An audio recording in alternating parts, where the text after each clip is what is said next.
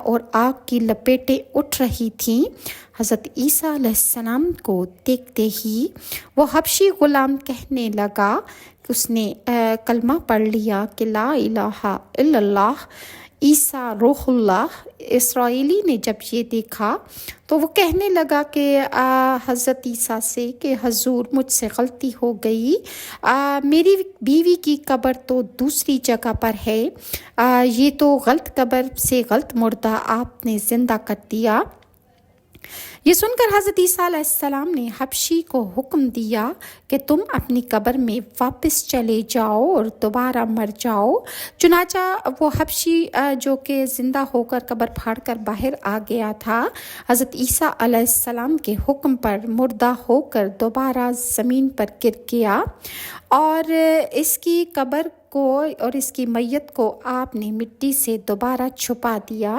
پھر حضرت عیسیٰ علیہ السلام نے اس دوسری قبر کی جانب توجہ فرمائی جہاں پر اس شخص نے کہا کہ یہاں پر میری بیوی دفن ہے، لہٰذا میری بیوی کو اللہ کے حکم سے زندہ کر دیجئے۔ لہٰذا حضرت عیسیٰ علیہ السلام اس قبر کے پاس کہ جس کی اس بندے نے نشاندہی کی تھی، اس قبر کے پاس تشریف لے گئے اور آپ نے فرمایا اے صاحب قبر، اللہ کے حکم سے زندہ ہو جا۔ چنانچہ قبر پھٹی اور اس قبر میں سے ایک عورت سر سے مٹی جھاڑتی ہوئی قبر سے باہر آ گئی، جس کو دیکھ کر اسرائیلی بولا کہ یا روح اللہ عیسیٰ علیہ السلام، میری بیوی یہی ہے۔ اور حضرت عیسیٰ علیہ السلام کے حکم سے وہ اسرائیلی اپنی بیوی کو اپنے ساتھ لے کر واپس چلا گیا، مگر عرصے سے وہ جاگا ہوا تھا، یعنی کافی عرصے سے وہ بیوی کے غم میں سو نہ سکا تھا، اس لیے اس اسرائیلی پر نیند کا غلبہ ہو گیا،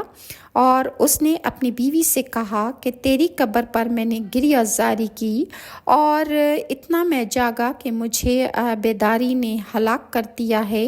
اس لیے میں چاہتا ہوں کہ میں کچھ دیر آرام کر لوں۔ اس کی بیوی کہنے لگی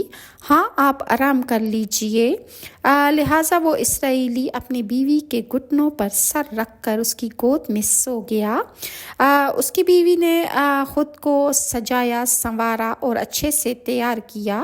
اتنے میں ایک گھوڑے پر سوار ایک شہزادے کا ادھر سے گزر ہوا جو اپنے زمانے کا بہت حسین ترین تھا، جس کو دیکھ کر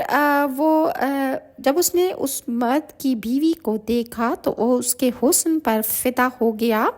اس شہزادے کا دل قابو میں نہ رہا اور اس نے اس کے شوہر کا سر زانوں سے نیچے رکھا،